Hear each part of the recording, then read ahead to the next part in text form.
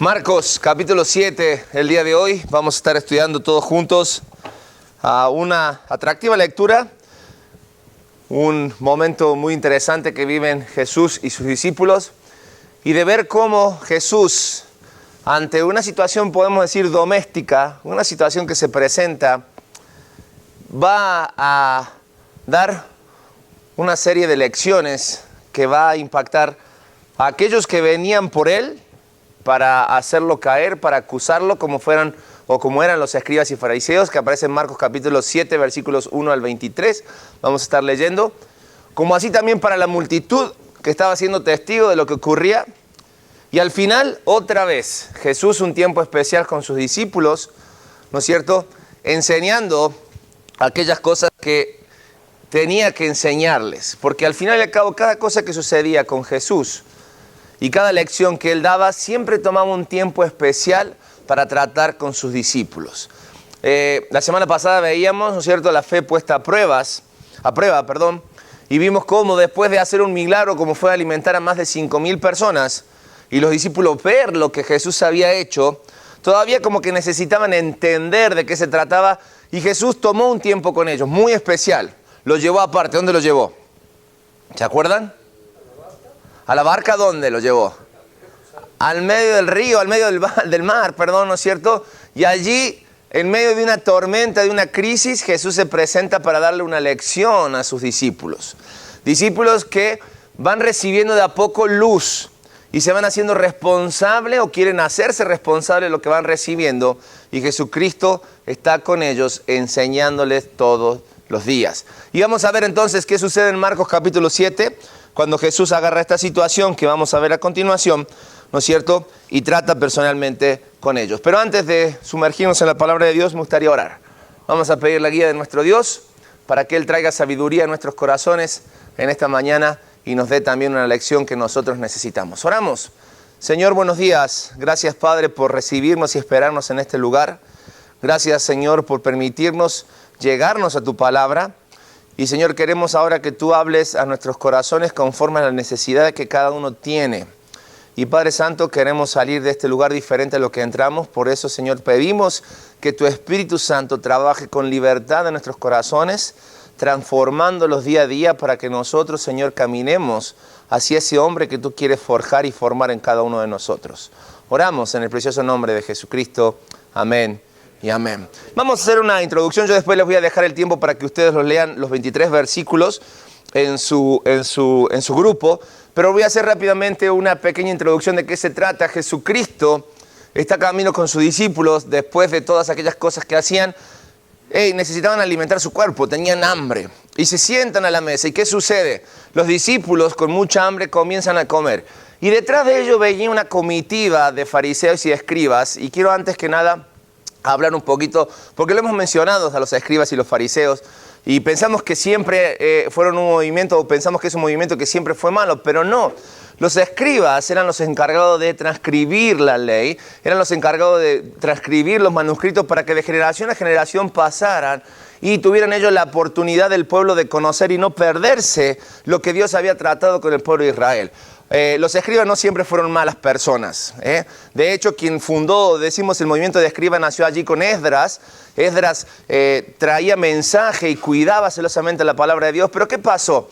Luego de que el pueblo de Israel, ¿no es cierto?, llega y cae en el cautiverio y tiene problemas, luego que sale y empieza a querer buscar otra vez forjarse o formarse como nación, la relación de Dios con el pueblo entra en un impasse de 400 años. Y durante 400 años no hay revelación, no hay palabra, no hay comunicación de parte de Dios con el pueblo de Israel.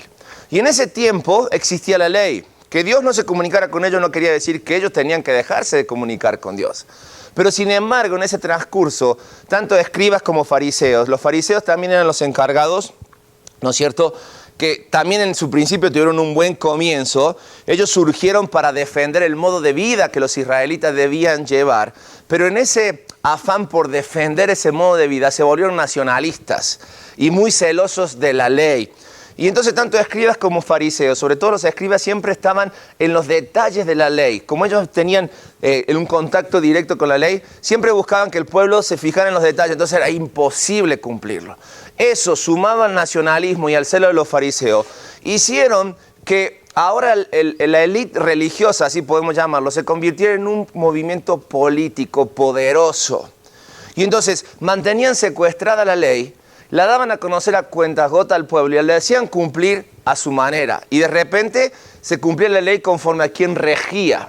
Si esto te suena similar o familiar, es mera coincidencia, ¿eh? Pero así sucedía con estos personajes, los escribas y fariseos. Jesucristo había aparecido para mover toda su estantería. El pueblo empezaba ya a murmurar acerca de sus autoridades religiosas. Y todo parecía que se le estaba viniendo abajo. Entonces se preparan y dicen hay que seguir a Jesús para encontrar el momento en que nosotros tenemos que encontrarle cuando Él, si me permiten la expresión, pise el palito para nosotros acusarlo y tener cómo sacárnoslos de encima.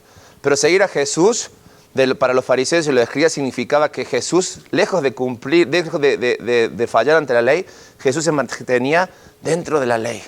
Entonces no encontraban qué hacerle. Y ahora aparece aquí en Marcos capítulo 7 algo que hacían estos personajes.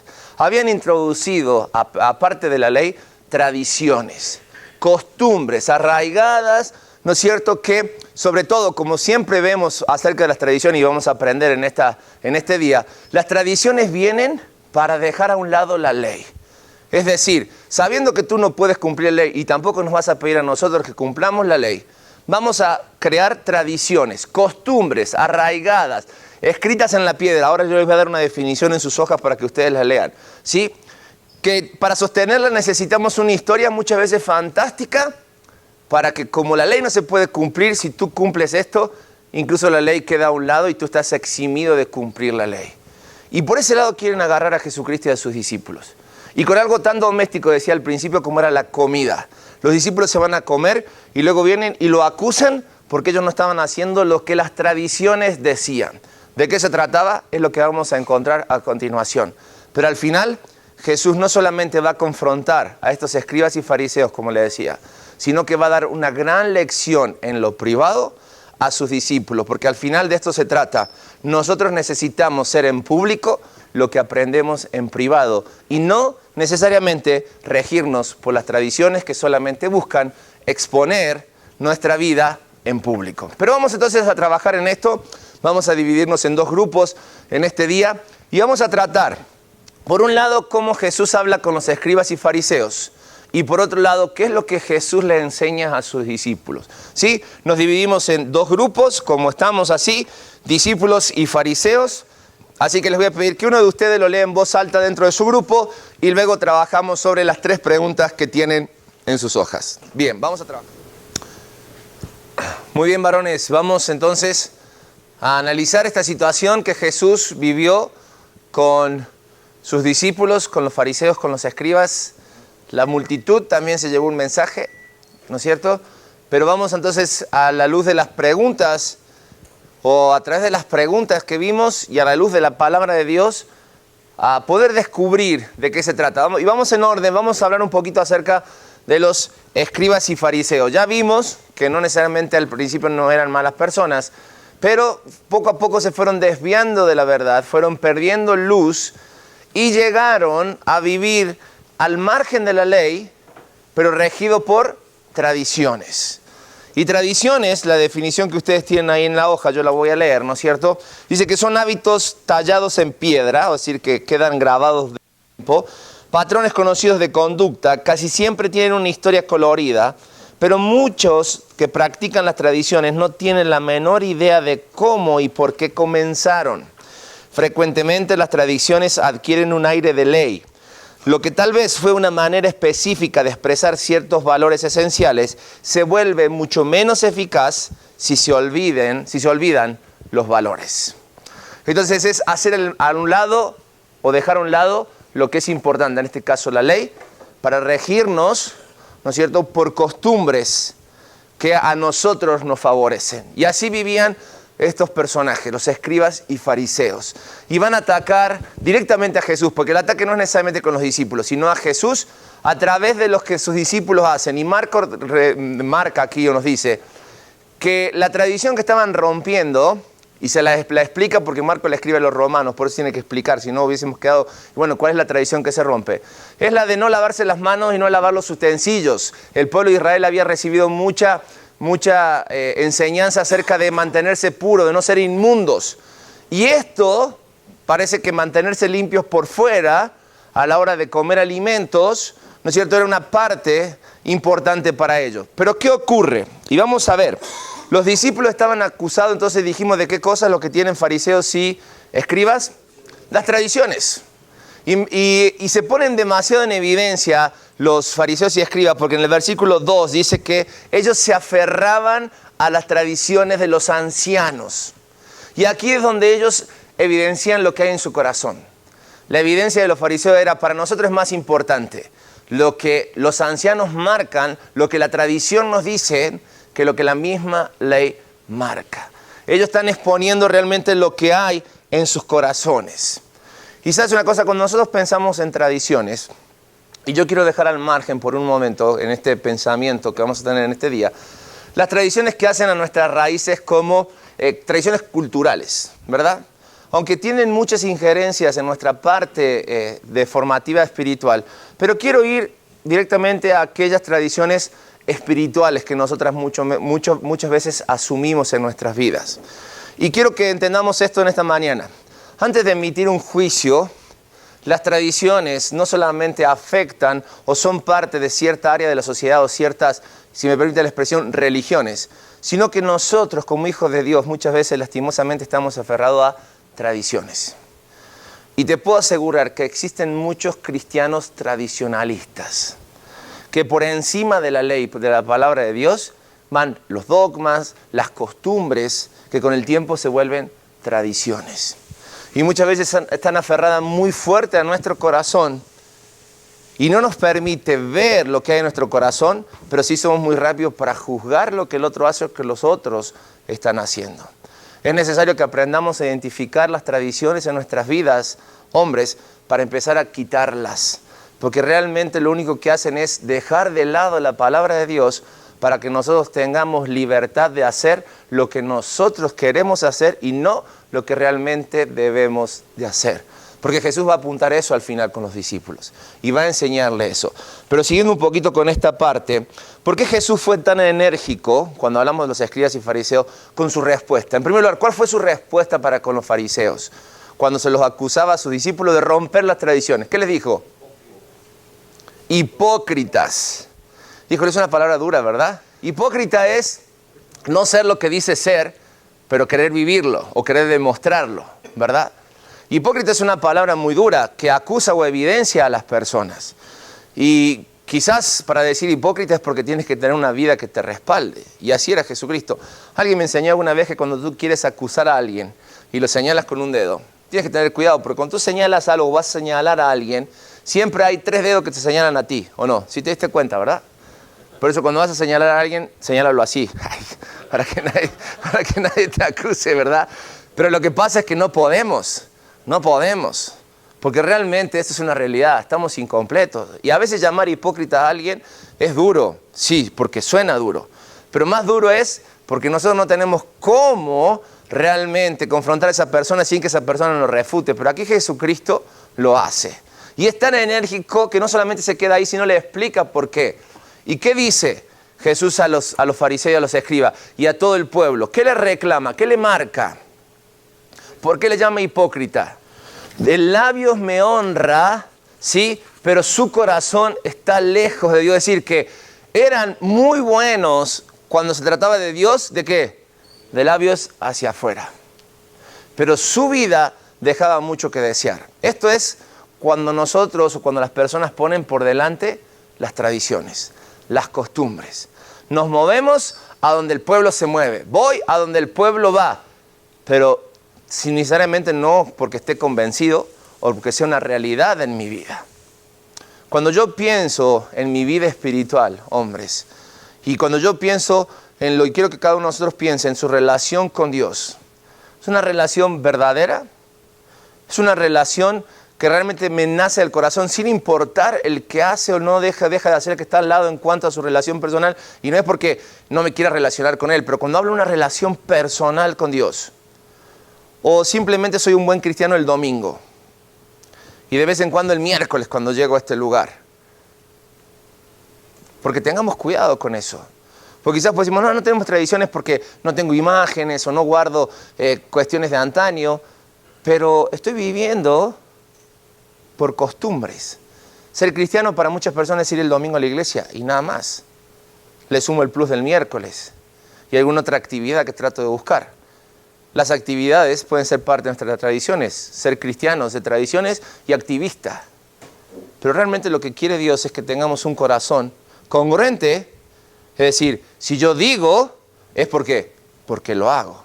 Y esto es lo que Jesús hablaba con los escribas y fariseos. Y la tercera pregunta tiene que ver con que, ¿cuál era la real intención de los fariseos al darle tal importancia a la tradición? Porque detrás de esta maraña, de esta situación, los fariseos tenían una intención. Porque no hacían nada, ¿sí?, que no les diera a ganar. Entonces, ¿cuál era? ¿Qué pudieron descubrir ustedes entre líneas en el mensaje de los fariseos cuando ellos ponían por delante la tradición? Desprestigiar y atacar a Jesús delante del pueblo. Bien. Ponerlo en evidencia. A Jesús. Poner en evidencia a Jesús. Muy bien. Y en cuanto a cuestiones de como fariseos y escribas, ¿qué pasaba? En cuanto a esto era en cuanto al ataque directo a Jesús. Definitivamente vimos que es eso. Pero en cuanto a su vida personal, a lo que ellos le implicaba ser personas de tradiciones. Y eso significaba que ¿qué? Que ellos querían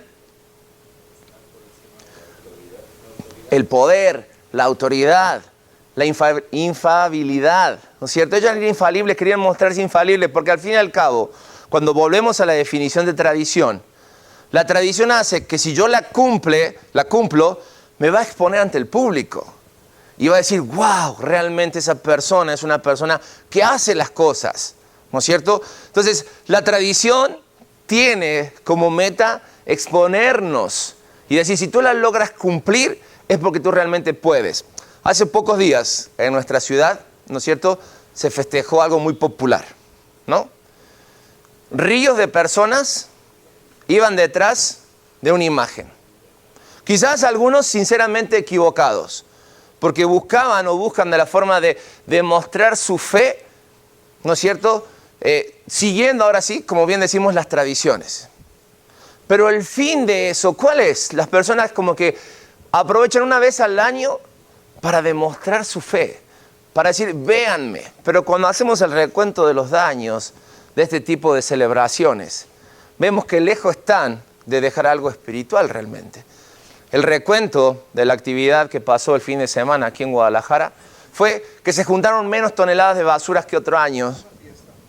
Una fiesta interesante, porque las cosas que el gobierno hace para cuidar esta celebración, ¿sabes cuál es, verdad? Hace una veda o prohíbe ¿qué? Vender bebidas alcohólicas. Usted dice, ¿qué tiene que ver lo espiritual? Pero eso es. Las tradiciones a eso nos llevan, a deformar de tal forma la ley, la palabra de Dios, que ponemos en primer lugar, como los fariseos y escribas, que nuestra persona, nuestra propia satisfacción. Y es ahí cuando Jesús para la situación y dice, a ver, venga toda la multitud que quiero hablarles algo muy importante. Y habla una parábola en el versículo 15. ¿Sí? Parábola porque es una enseñanza oculta y al final la firma como parábola. El que tenga oídos para oír, oiga. Es decir, que esto no es para todos. ¿Sí? Y el versículo que Jesús dice, no hay fuera del hombre, nada hay fuera del hombre que entre en él que le pueda contaminar. Jesús lo que hace aquí es, ¿sabes qué? No se trata de la comida, va mucho más allá. Lo que yo quiero que presten atención, multitud, escribas y fariseos y discípulos, e incluso nosotros en esta mañana. No se trata de lo que entra al hombre, contamina al hombre, sino que lo que contamina al hombre es ¿qué? Y aquí da vuelta la situación. Y Jesús tira esa verdad. Y rebota, Y rebota en el pueblo, rebota en los fariseos y hace eco en el corazón de los discípulos. Y otra vez Jesús dice, vamos a tomarnos un tiempo especial. Y toma aparte a sus discípulos. Y yo trato de imaginarme los pobres discípulos, porque siempre los acusamos, ¿verdad? Y ellos están viviendo una situación compleja. A ellos les está siendo apenas revelada la luz. Y ellos van a responder por lo que van entendiendo. Tampoco estamos aquí para juzgarlos, ¿verdad? Y lo primero que los discípulos hacen, yo me los imagino con cara de... ¿Y ahora qué hicimos? Porque ahora parece que somos nosotros los culpables de no cumplir con las tradiciones. Pero Jesús está diciendo algo que creemos que es importante, pero no entendemos qué es. Entonces, sinceramente, los discípulos hablan con Jesús cuando están aparte. Y, Jesús, por favor, revélanos de qué se trata. Y Jesús llama su atención. Me dice, ¿qué? ¿No entienden? Y empieza a describir. Y la pregunta ahora sí para los que tenían a los discípulos. ¿Por qué creen que los discípulos no entienden o no están entendiendo en principio lo que Jesús le está revelando? Lo que está enseñando por parábola. ¿Okay? Era lo bueno, ¿verdad? Era lo que había que hacerse. Ellos creían que lo que estaban viviendo era lo que estaban haciendo y que quizás lo que le estaban reclamando era correcto, ¿no es cierto? Sin embargo, Jesús lo que está revelando es algo más importante. Y como bien decías, no se trata de la limpieza exterior. Jesús va a ir más allá, porque incluso desacredita esta situación, o más que desacreditarla, la pone en perspectiva, porque dice, porque si el problema es la comida, Jesús dice, ¿sabe dónde termina la comida? En la letrina. Pasa. El cuerpo se nutre de lo que necesita y pasa. Y es algo necesario, sí, pero pasa. Pero cuando se trata de Jesús, y se trata de su predicación, y se trata de su enseñanza, se trata de cosas que trascienden, de cosas realmente importantes, que quedan y que permanecen. Y eso es lo que Jesús está enseñando a los discípulos. Y los discípulos poco a poco se les va abriendo la luz y van entendiendo. Y si por si las dudas no entendían, ¿sí? Jesús quiere hacer reflexionar a sus discípulos sobre qué. ¿No es cierto? Porque si se desacreditó la comida y desacreditó lo exterior, Jesús quiere que piensen en qué entonces. En su corazón, en su interior. Es importante que tengan claro de que no importa ante Dios lo que nosotros seamos exteriormente, porque el exterior refleja, hombre, quiero que entendamos esto, y ya lo escribían en los proverbios, nuestro exterior se va a ver fortalecido, se va a ver en forma correcta si tenemos armonía con nuestro interior. Entonces Jesús dice, hey, no se trata tanto de las tradiciones que van por fuera, sino de las cuestiones importantes que van por dentro. Y más que tradiciones, lo que Jesús busca que nosotros adquiramos es hábitos importantes que marquen nuestras vidas y que se vean reflejados a través de una vida congruente, que lo que nosotros decimos ser, realmente lo vivamos, no porque nos los imponen, sino porque estamos convencidos. Es lo interesante, de las tradiciones tú no te convences, las vives porque le hicieron tu abuelo, tu papá, tus hermanos y tú.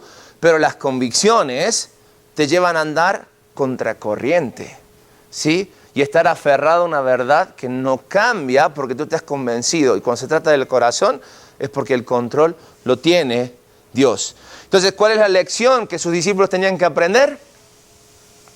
Cierra con broche de oro esta lectura en 2 versículos, ¿sí? Versículo 21 y versículo 23. ¿Cuál es la lección entonces? Del corazón. Vamos a tomarnos un tiempo para interpretar esto, para ver esto. Y vamos a leer nuevamente los versículos 21 al 23. Dice, porque de dentro del corazón de los hombres salen, ¿qué cosa? Vamos todos juntos. Los malos pensamientos, los adulterios, las fornicaciones, los homicidios, los hurtos, las avaricias, las maldades, el engaño, la lascivia, la envidia, la maledicencia, la soberbia, la insensatez. Todas estas maldades de dentro salen y contaminan al hombre. Qué bueno que esto ocurría hace 2000 años, porque ahora esto no está pasando, ¿verdad? ¿Sí? Esto es parte de la historia de la humanidad y es parte del presente. Basta con que hoy tomes el diario del día, lo abras. ¿Cuánto haces que en el periódico, ya sea que lo abres o lo prendes, ¿verdad? ¿Cuánto haces que en el periódico no lees una buena noticia? ¿Cuánto hace que el periódico evidencia el corazón de los hombres?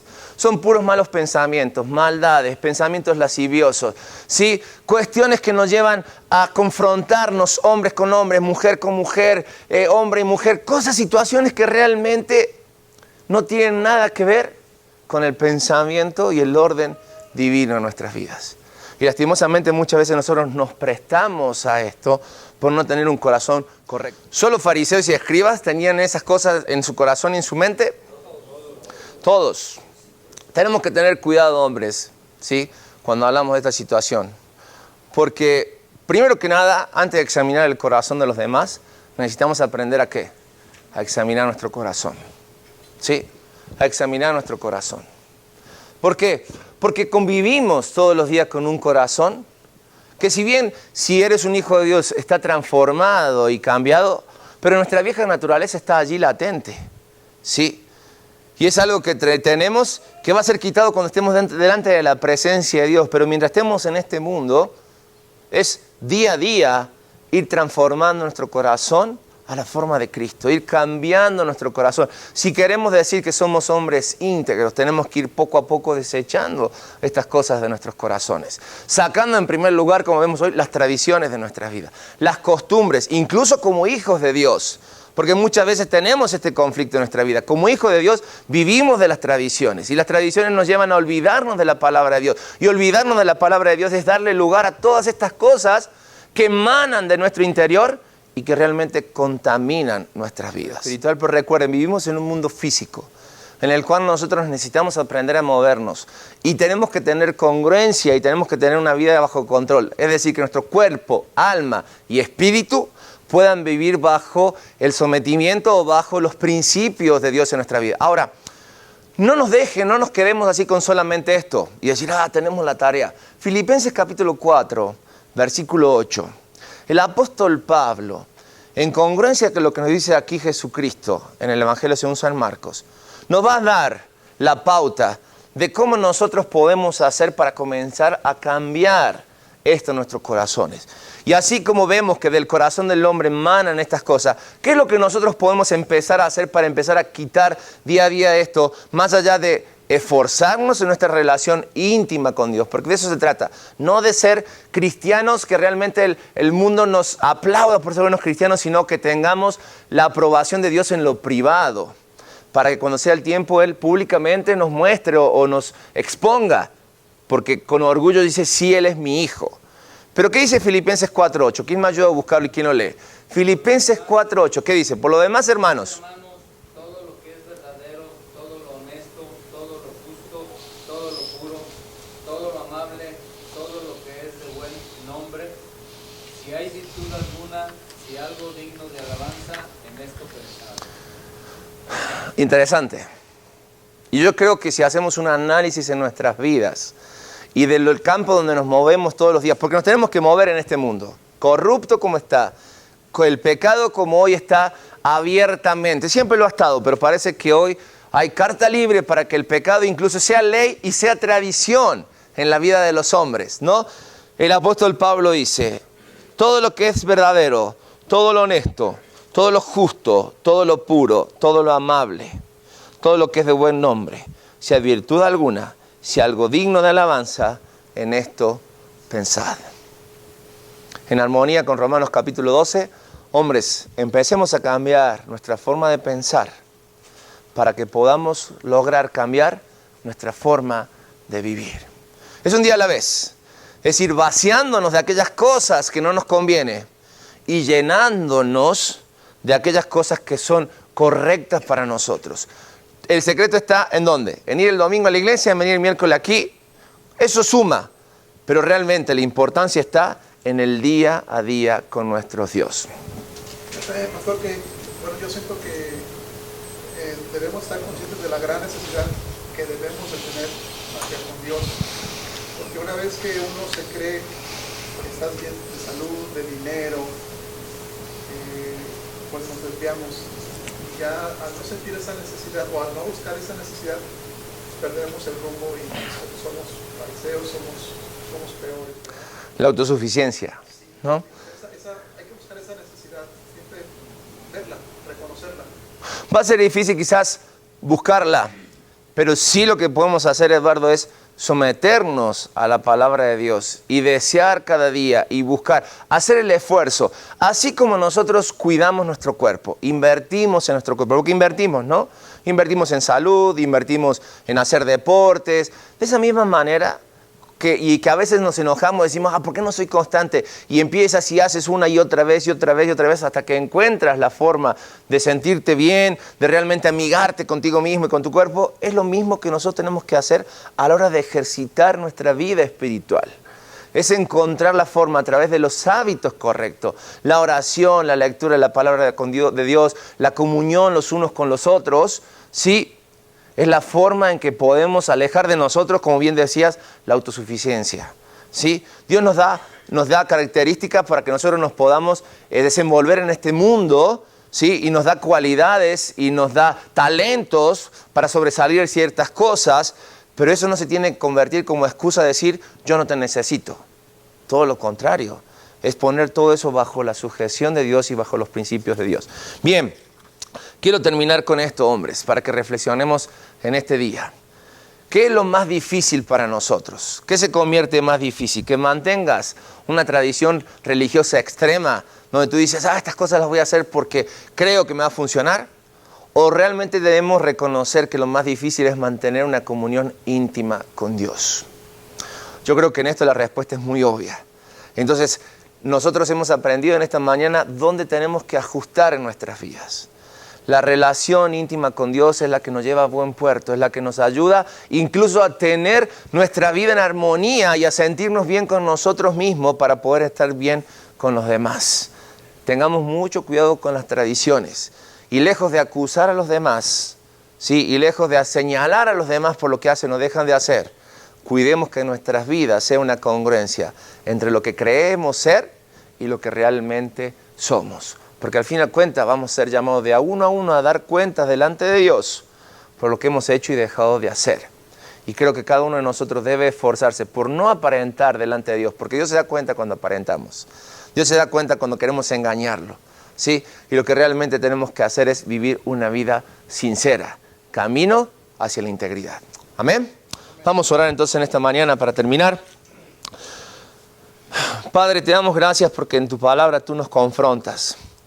Y queremos dejar de lado aquellas cosas que nos separan de ti. Aquellas cosas que consideramos que son buenas para hacer, pero que nos damos cuenta que no es lo que tú esperas de nosotros, que no es lo correcto. Padre, queremos vivir una vida realmente digna de un verdadero Hijo de Dios. Una vida cuyo propósito sea poner en alto el nombre de Jesucristo, ¿sí? Sin tomar en cuenta aquellas cosas que nos desvían de la palabra y de la verdad en nuestras vidas. Señor, queremos tomarnos de tu mano en este día como hombres y en nuestras limitaciones queremos tener un día bendecido por ti, haciendo lo que es correcto en cada paso que damos. Bendice nuestras vidas, Señor, sigue alineando nuestros corazones para que nosotros no solamente recibamos la bendición en primera persona, sino que podamos compartirlos con aquellas personas que tú nos has dado para cuidar y administrar nuestras familias. Oramos en el precioso nombre de Jesucristo. Amén y amén.